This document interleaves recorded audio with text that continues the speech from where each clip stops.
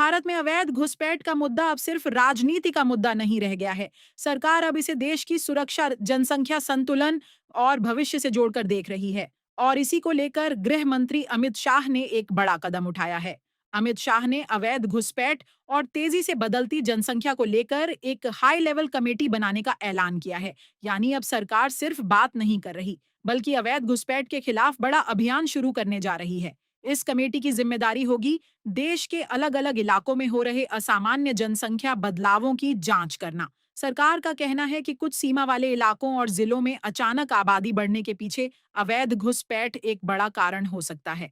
और यही वजह है कि अब इसे सीधे राष्ट्रीय सुरक्षा से जोड़ा जा रहा है कि 50 किलोमीटर की बॉर्डर तक के सभी गांवों में जनसांख्यिकी का परिवर्तन हो रहा है, कृत्रिम परिवर्तन हो रहा है, तो उसके प्रति सजग रहकर राज्य सरकार को आगाह करें।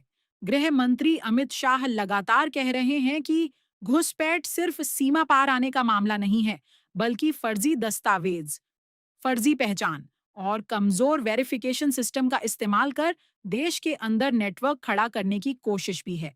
सरकार का दावा है कि अगर समय रहते इसे नहीं रोका गया, तो इसका असर रोजगार, सरकारी योजनाओं, जमीन और स्थानीय संसाधनों पर पड़ सकता है। प्रधानमंत्री नरेंद्र मोदी ने भी लाल किले से अवैध घुसपैठ को लेकर चिंता जताई थी और अब गृह मंत्री अमित शाह उसी मिशन को जमीन पर उतारते दिखाई दे रहे हैं। इस पूरी योजना में सीमा सुरक्षा बल, इंटेलिजेंस एजेंसियां, राज्य सरकारें और स्थानीय प्रशासन मिलकर काम करेंगे। यानी सरकार अब घुसपैठ को सिर्फ रोकना नहीं चाहती, बल्कि उसका पूरा नेटवर्क तोड़ना चाहती है। अमित शाह ने साफ कहा है कि भारत की जमीन पर रहने वाले हर अवैध घुसपैठिए की पहचान की जाएगी और जो देश की सुरक्षा के लिए खतरा बनेगा, उसके खिलाफ सख्त कार्रवाई होगी। पहले ममता के शासन में हर रोज घुसपैठ होती थी, अब घुसपैठ करने वाले अपने आप वापिस जाने लगे हैं, अपने आप जाने लगे। शुभेंदु जी ने, भाजपा बंगाल सरकार ने डिटेंशन सेंटर बनाए हैं,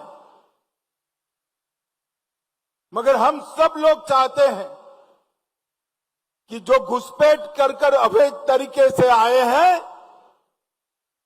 वो अपने आप जहां से आए हैं वहां वापिस चले जाए।